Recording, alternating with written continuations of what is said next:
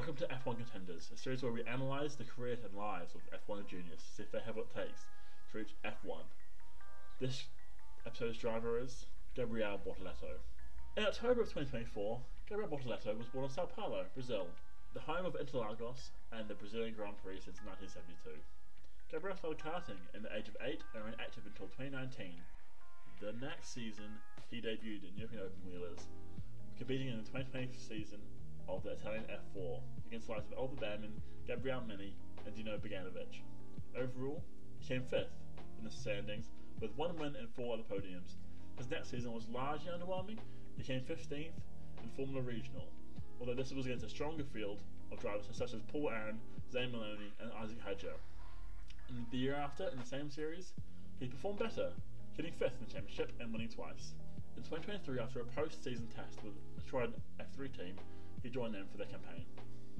A couple of wins at the start of the season allowed him to get some breathing air from the rest of the pack, and although he didn't win again after the 4th race in Australia, his performances remained strong and he only did not score points in 3 out of the remaining 18 races, and winning the championship by 45 points. This got him spotted by Fernando Alonso's driver management company, A14 Management, who signed him and helped him join the McLaren driver development program in October 2023.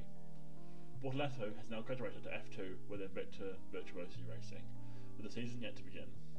To get into F1 you need CBAs, championships, backings and affiliations, as well as a whole heap of luck. So let's dive into the CBAs of Gabriel Bortoleto.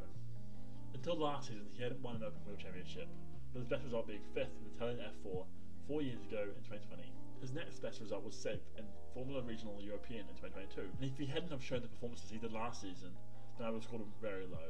But with the utter domination he showed in F3 last season, I had to push him up.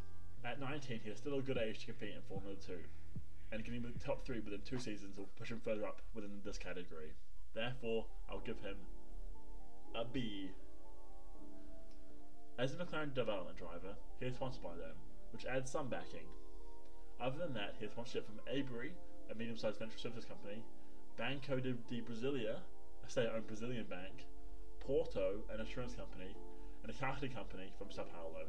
Therefore, I rate the backing a B+, especially given the Brazil nationality of the driver, likely to be very popular throughout the F1 fan base.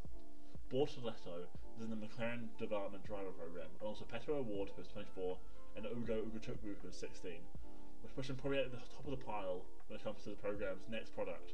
However, McLaren have the youngest driver pairing on the grid, with both Norris and Piastri performing well and on long-term contracts all the way through 2025. There could be an opportunity for an F1C at McLaren if one or both of them left in 2026, but with the start of the new regulations that season, I think most teams will want a consistent team over that period. Likely retaining Norris and Piastri, Alonso does manage Bortoleto, so is that route as well, using his connections with either Alpine or Aston Martin, but I see these avenues as unlikely. One thing that might call for some affiliations is his Brazil nationality, with many F1 fans crying for a Brazilian driver over the last few years. Considering all this, I rate his affiliations as a B-. Overall, I will give Bortoleto a B+, as he performed well in the previous F3 seasons, but needs to prove in the next 2 years at F2 he can maintain this performance across multiple series and years. He has a strong age profile and a popular nationality, and also a connection to an F1 team. I can see him getting a seat if he shows promise in 2023. Thanks for listening. Let me know what you think down in the comments. Peace.